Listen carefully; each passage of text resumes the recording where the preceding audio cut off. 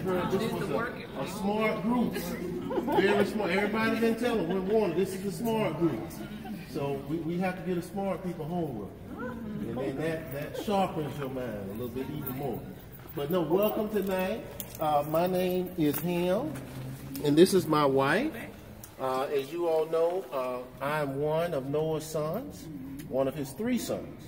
And me and my wife ended up on the ark after my father and my mother were commanded by God to build the ark and to also gather animals, and me and my brothers and our wives. So tonight we're going to talk a little bit about what happened during the time of the flood. I know everybody in this room probably remembers a little bit about what happened during Hurricane Katrina. Anybody in the room remember the images that you saw on TV during Hurricane Katrina? What did you see? Devastation. People sitting on top of roofs. So a lot of water everywhere. How deep do you guys think that water was during Hurricane Katrina? How deep? Just again. Just again. How many? 20 feet deep? Some people said. Maybe everybody in agreement with that, or some people think it's deep? 20 feet deep. Okay, what else did you see when you looked at the images on TV? Death. People floating in the water.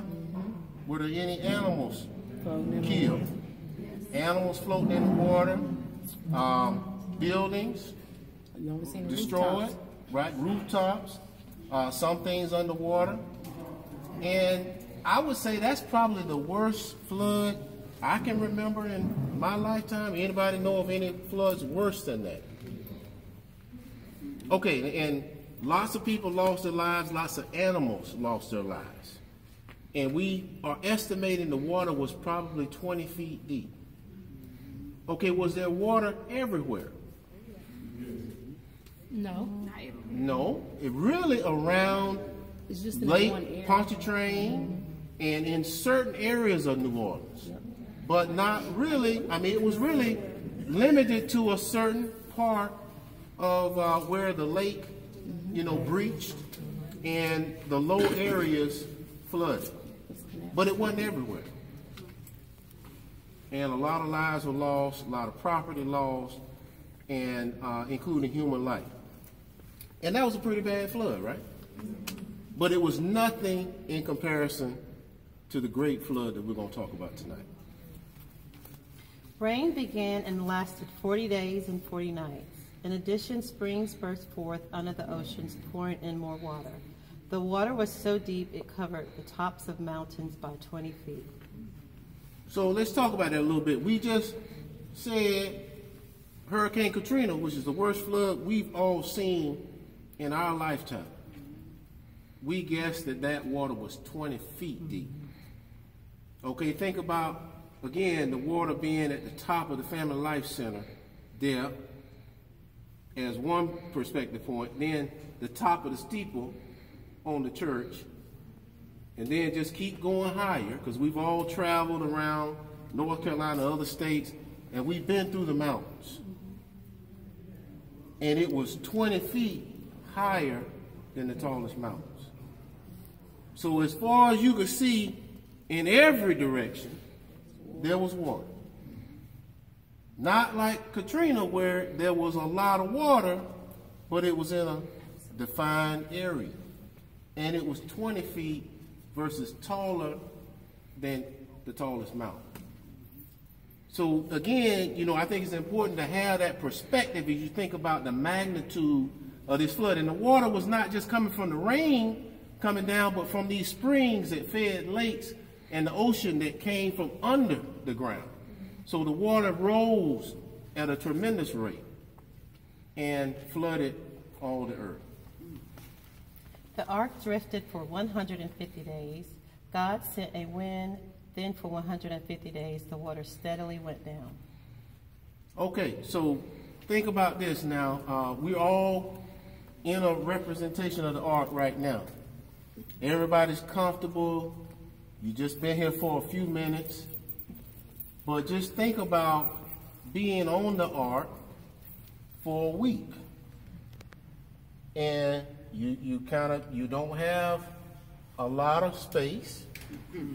Okay, the animals are confined to a small space. And we know when animals are confined to a small space, they do okay for a little while.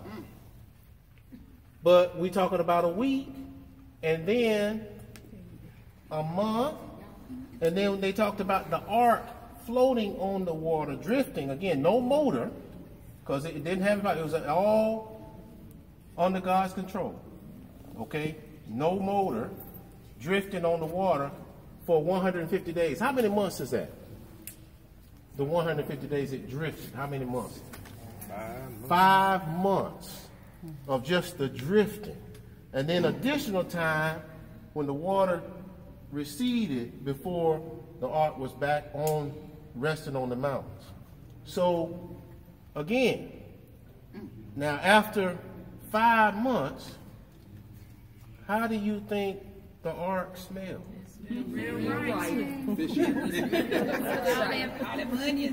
Okay. You had all these animals. You had people. Okay. And then the animals were confined to small areas. The people were confined. I mean, you know, you guys, I would imagine if you had to stay in your house for the whole weekend, then you'd probably be restless after the weekend. But just think about all those months with your husband and your wife. And you know, but you would, of course, it would be a loving experience. Y'all would get along real good. So just think about that, because again, that's what happened. I mean, again, you have to have perspective. That's what happened. So think about what they had to endure. Does anybody think that this all happened by accident? No. It was all a part of God's plan. Okay. After the ark came to rest on the mountains of Ararat, it still wasn't safe to go out. The waters were receding, but the earth was covered in thick mud. So, again, after all of these months, the ark came to a rest on top of the mountains. But as Noah looked out, you think about when this flood occurred, you know, you think about today when we have flooding, you eventually, after so much rain, you start to have landslides. And, you know, all of that water, things start to mix together, the buildings, the debris, the carcasses of animals. And it formed a thick mud. Now, how do y'all think that mud probably smelled after being? So again, it wasn't safe to leave the ark because the water had receded, but there was mud everywhere. So if you were to leave the ark, animals would have probably what? Died. They would got stuck in that mud. Noah and me and my brothers and our wives would also not been able to navigate the earth. So they waited. And Noah began to think about things that would give indication of how the conditions were on the earth. So he began to send out birds. So he first sent a raven out. The raven flew out all over, but couldn't find a place to land and rest. So the raven came back to the ark. Then a little bit more time passed, and Noah sent a dove out. And the dove went out and came back to the ark with an olive leaf. And that was an indication that things were starting to regenerate on the earth. So that was a good sign. A little bit more time passed, and Noah sent a bird out. And this time, it did not come back to the ark because it found food. It found things to sustain itself with. So then that was a really good sign that conditions were better on earth. But Noah did not leave the ark until commanded by God. But once he received the command by God that it was safe to leave the earth, leave the ark, then he was able to go back out and take all of the animals and the people that were on the ark to regenerate on the earth. During the flood, every living creature on the earth perished, including mankind.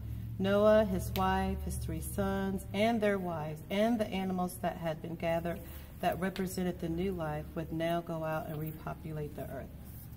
Yeah, so in that, again, God knew he wanted to wipe the slate clean and start anew with animals and with me and my wife, my brothers, and their wives to repopulate the earth. And we all didn't go to the same areas. Me and my family repopulated in and around Egypt. And that's where our family multiplied. My brothers and their wives went to other areas and populated those areas. We bore 4 sons. Our 4 sons' names were Cush, Mizraim, Put, and Canaan.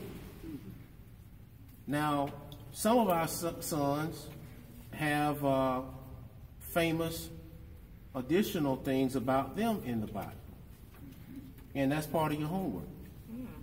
What's one of our sons that's really famous in the Bible? Y'all whispering now, this is smart. Okay, Canaan. Yeah, say it strong. Canaan.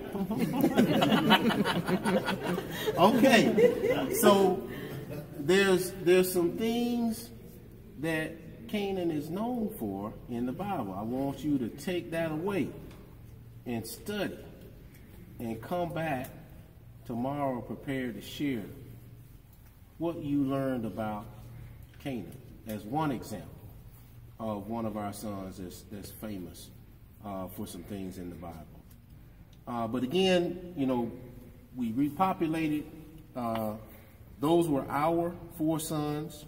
My other brothers as well had lots of children, and you'll learn more about them as you move around. Any questions? Okay, this is a smart group again. All right. Well, if no question, go for it. Go for it. I saw Rainbow Monday. I saw Rainbow when I was going to Disneyland. You did. You did. Now, What does the rainbow mean? God's promise. God's promise. Okay. So the rainbow was God's promise not to destroy the earth by a flood. Okay? So when you see a rainbow, think about God's promises to you and to all of us. Rainbow when I was with my auntie, my auntie Lynn and Grandma Jackie. You did? Yes. Oh. Yes, it was in the car. I saw the rainbow. And here Yeah. at the hospital, I saw a rainbow. It was pretty, wasn't it? Yeah. Okay, so you see the rainbow on your papers? I see a rainbow. You see the rainbows on your papers? I see a rainbow. I see a rainbow. And behold,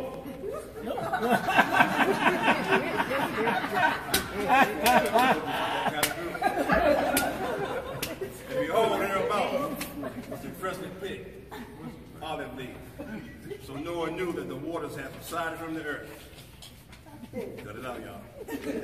That was a sign of peace. God would later promise to never, ever send another flood to destroy man and all the other creatures. Okay, so before we get into our conversation, I do need to give you a few facts. What you have in front of you is all the scriptures in the Bible that include Japheth. You also have a map that goes over that has all 3 sons in the area of the world that they populated. So what's so special about this group and this group of descendants is that we populated most of Europe. And most of Europe, when the descendants broke off, came to the United States. They're also responsible for what we now know as democracy as we see it in modern day. That's going to be very important in our discussion. So, the significance of the olive branch is peace. And my questions for you, and we're going to have a conversation that has to do with peace.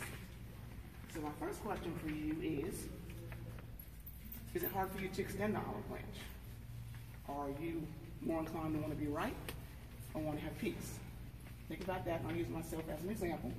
So in our house, I am working on not being right and having peace. Correct?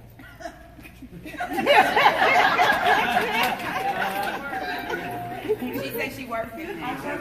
She working.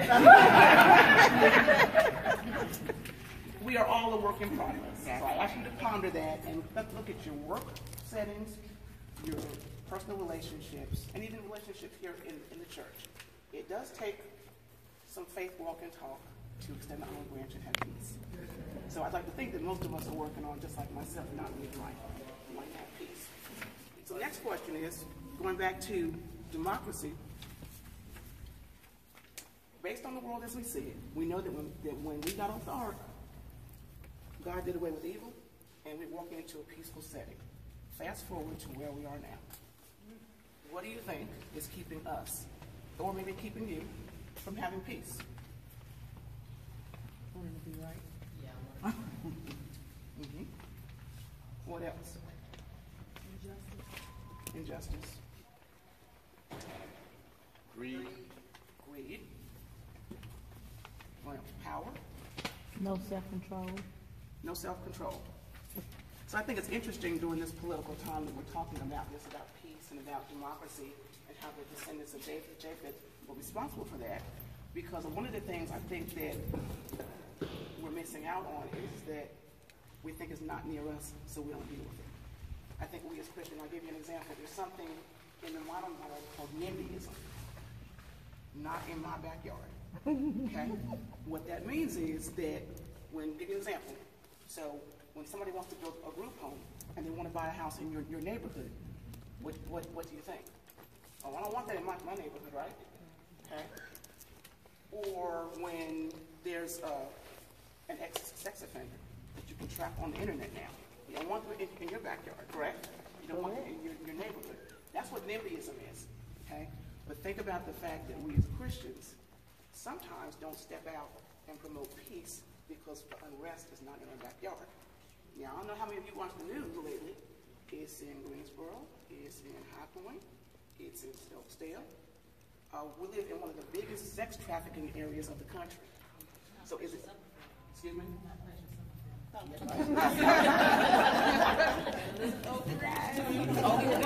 what I'm saying, do you think that we get comfortable where we are and in our groups and don't really want to promote peace because the unrest doesn't affect us every day? What do you think? It does, but not directly. Not directly. It doesn't. And I think that for those of us that have children, it makes an even greater point. It may not impact your life right now, but you don't know who your kids are going to school with. You know, when they're riding the bus, you don't know who they're riding the bus with. Correct? So what are some of the things that you all are doing? Please talk to us a little bit to promote peace in your world and outside of your world. What's one thing that you do that promotes peace? Don't bother nobody. Keep your mouth closed. Smile.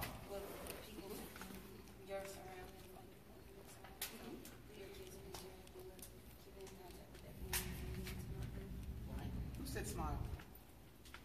Why did you say that? So face, a welcoming face. Yeah, people. There's a different face when you see someone with an angry face. You may not want to approach them, like want to talk to them. Someone with a smile, pleasant face, you're more open to say hello, speak. Open doors. Yep. Holding doors. Teach it to my child. Excuse me? Teach peace to my child because you hear, like the racism and things, that's not something that you're born with. You kind of learn it, you're taught it. So if I'm teaching my child to be peaceful, that it's going to be something that's going to continue on, something that's coming from me, showing who I am. So on that note, what are the conversations you're having with your children? Because do your children watch the news? So do they ask you questions? Yes. What type of questions are they asking you? Why? Sometimes your kids don't ask you questions. You have to look at their faces and their body language and be open enough to have those hard conversations with them. and teach them how to react if they encounter that type of situation. That's valuable information. Valuable information. Great things we need to do for our children.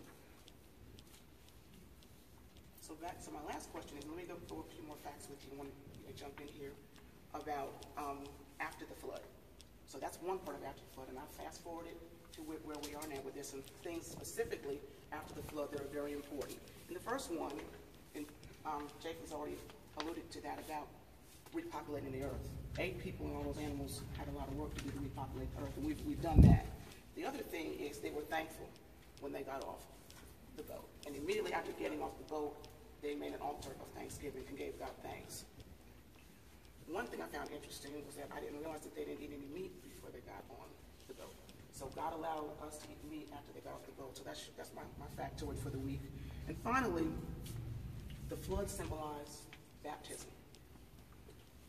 And the water symbolized baptism, and God made us clean and whole and free from sin. And he ridded us from evil with the flood. So the important takeaway tonight is that he gave us everything we needed when we got off the boat to have perfect peace and live without sin. And so it's our job to promote that. Does anyone have any questions?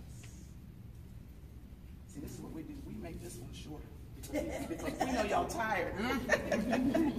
So we hope, though, you've had a good experience and learned a lot. You know, you learned a lot about the dimensions of the boat and about the animals and how they were chosen and things like that. So we wanted to make sure we left you with some food for thought. We wanted you to go out and promote extending the olive branch and keeping peace. I have a question. Yes. So, everything on the land was destroyed, except y'all on the boat. So, I might be reaching a little bit. So how did everybody populate? Like, was that some incestuals? Well, okay. For those of you who know a little bit more, I think because the 3 sons inhabited different parts of the country. So, for example, With who? Excuse me? With who? Well, okay, Japheth. Okay, so Ham had what? How many sons did Ham have? Right, they had kids, right? And we had, Japheth and I had 7 kids. Those 7 kids, when we went to Europe, are the ones that populated. I've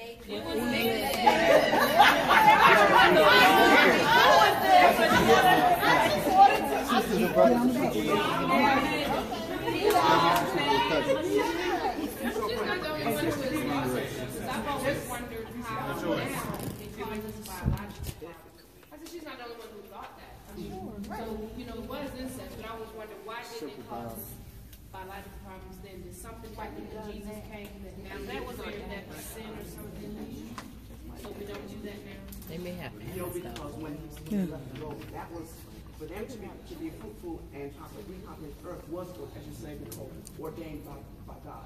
What you see now, what we call incest, is something different. But just to give you an idea of the countries that are populated by Japheth's descendants: Germany, Denmark, Armenia, and parts of India. And then Ham pretty much populated Egypt, what we know as Egypt today. And that's how we've all come together. I'll tell you this, the descendants of Shem are what we know in the United States as Native Americans. And then we know what happened to the Native Americans in this country. They were here first. And then we know what happened after that. So that's how we have come to be. I mean, that's a good question. There wasn't a choice. It was a command. And that's the thing. And that's the difference. Okay, I will never forget that. Oh, me either. Okay, and then the last thing is when they got off the boat, what we now know as a rainbow was God's blessing. The first thing they saw when they got off the boat was a rainbow. So with all the rain that we've had this week in November, I saw a rainbow coming home from church a few weeks ago. So the rainbows that you see are a reminder of God's blessing. Yes, and promise. So you survived the flood this time? And there's your rainbow? When you shoot through that rainbow, remember you don't wash.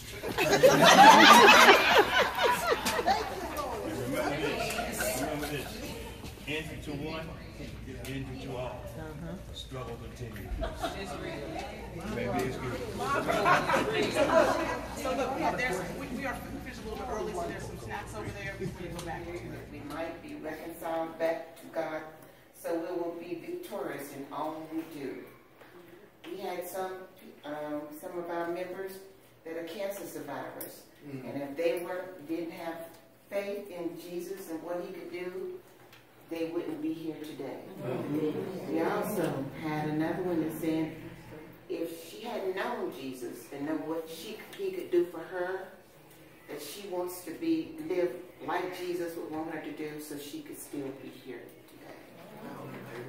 And I'd also like to say that if I hadn't known Jesus, I wouldn't have made it through my divorce, because it helped me get through. Some days I didn't know where we were going to get the money for food. My grandma would come, $5 back in 1960 would buy you gas, bread, it would buy the chicken, it would buy the rice, it would buy the whole 9 yards. When you don't know where your food comes from, and something just comes up the street and brings it to you, you know it had to be. That's right. That's right. Thank you for sharing. Number 3. You're amazing, Grandpa.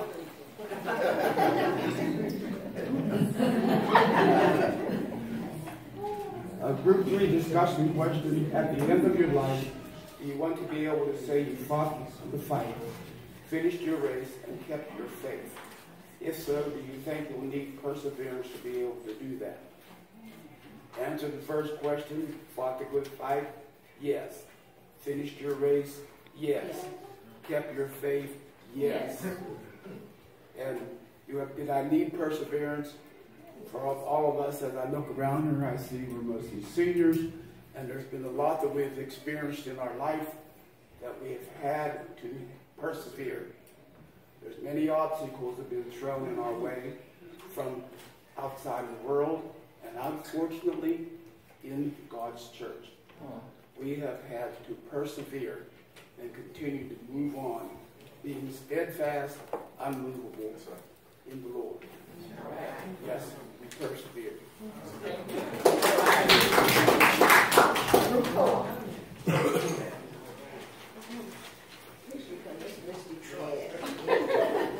Okay, our question, when you think of how much Jesus had to endure and persevere through, does that make the situations you have to persevere through seem less difficult? And we agreed that thinking about what Jesus has gone through and what he went through, our situation seems less difficult, and we can better endure. We know that Jesus will get us through. Yeah. All right. Amen. Group 5. As you should. Okay, I'm going to start. Perseverance can sometimes be viewed in a negative way because it implies hard situations. Now, if you know it leads to hope, does it seem more of a positive thing for you? When we say yes, it builds character, it leads to hope, gives you self-confidence. If you can do anything, never give up. Like in this classroom right now, we have so many PhDs and doctors and stuff like this. If they had given up, if you had given up, you wouldn't be standing here right now. Thank you. Finally, but not least, group 6. Does knowing that Jesus died for you make you feel more confident? Yes. Why? Because of our faith and knowing that we are not in this race alone. God gives us faith that we can have life after death. Faith is the key. Prayer is the key to the kingdom. And faith unlocks the door. Amen. Thank you so much. We have a little fun thing for you. We have a little puzzle. And I know we don't do the texting, right? But just in case you do, I have some acronyms. For just the people our age. I know the kids don't need this. So we're going to give it to you. You can read it. And hopefully.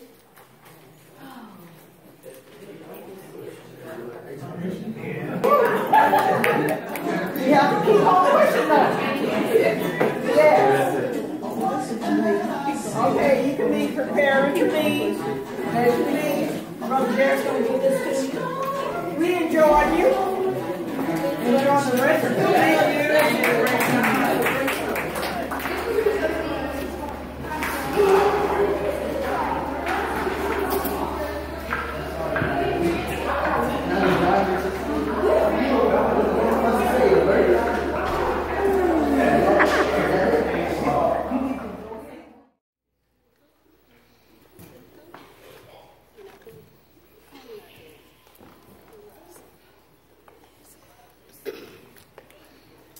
So, how's everybody tonight?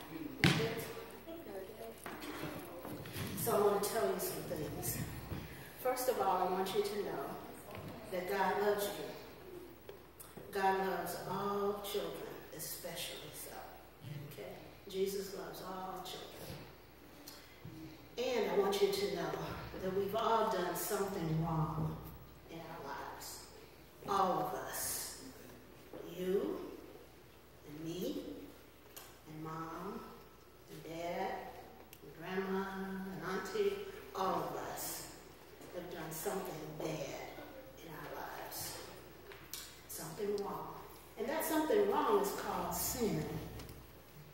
Okay? Y'all with me? That something wrong is called sin. So the reason that you have come to Vacation Bible School, the reason we have Vacation Bible School, is so that you learn that Jesus died to pay for our sin, for all the wrong things that we have done. That's why Jesus died, to pay for them. So I want to give you an example so that maybe it'll help you understand just a little bit more what we're talking about. How many of you have ever been to the beach? Everybody has? Okay, good. You can put your hands down. So sometimes when you're at the beach, you know, you go in the water, and if you're not a really good swimmer, you get out in the deep water, you might start to drown. You know what it means when you start to drown? Okay. That means you start, like, that means that your body, like, is too, like, my body is too heavy to where I can't control myself. Exactly. To where I, like, start moving. Exactly. You start going under the water, and the water gets in your nose, and it gets in your mouth, and you can't breathe, and you start going under, and it's called drowning. Well, on the beach, and even if you're at the pool, there's someone there whose job it is to save you if that happens. That person is called what? Who knows? A lifeguard. Exactly. Well, so as we're living these lives, you know, we're going to school and, you know, doing whatever it is we do, and we have sin in our lives, that's just like us being in the water and drowning. That's what sin does to us. It makes us feel like we're drowning, that we're going under. Well, we have a lifeguard. And that lifeguard's name, who knows, is Jesus. Jesus died to save us. Just like the lifeguard will jump in the water to save you, to keep you from drowning, Jesus wants to come and to keep you from drowning. He wants to save you. But in order for that to happen, we have to ask Jesus to save us from sin. Because as I said earlier, all of us, everybody here on earth has done something wrong, done something bad, and that is sin.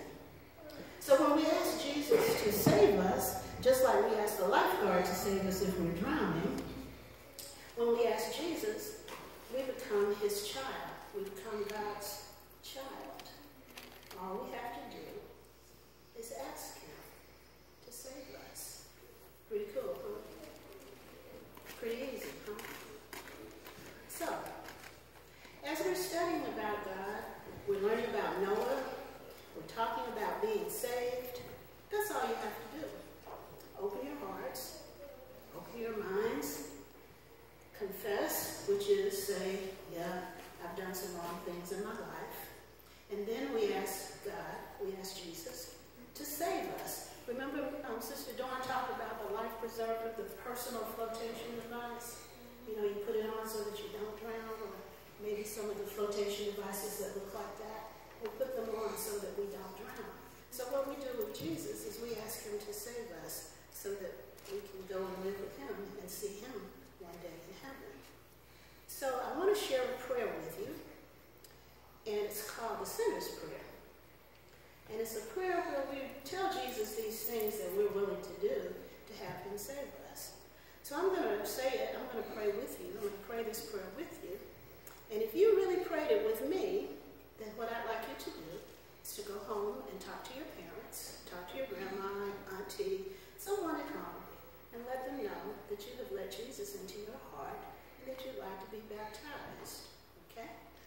If you would like to be baptized but not join here at Oak Ridge, that's okay, because we're all in God's family, okay? We're all Christians in God's family. So what I would ask you to do now is to close your eyes. Everyone, please close your eyes. And pray with me. Dear Lord Jesus, I know that I'm a sinner and I need your forgiveness. I believe that you died for my sins. I want to turn away from my sin. I now invite you to come into my heart and into my life. I want to trust you and follow you as Lord and Savior. In Jesus' name, amen. Amen. Now, if you pray this prayer, what are you supposed to do? Go home. Exactly. Amen? Amen. Thank you.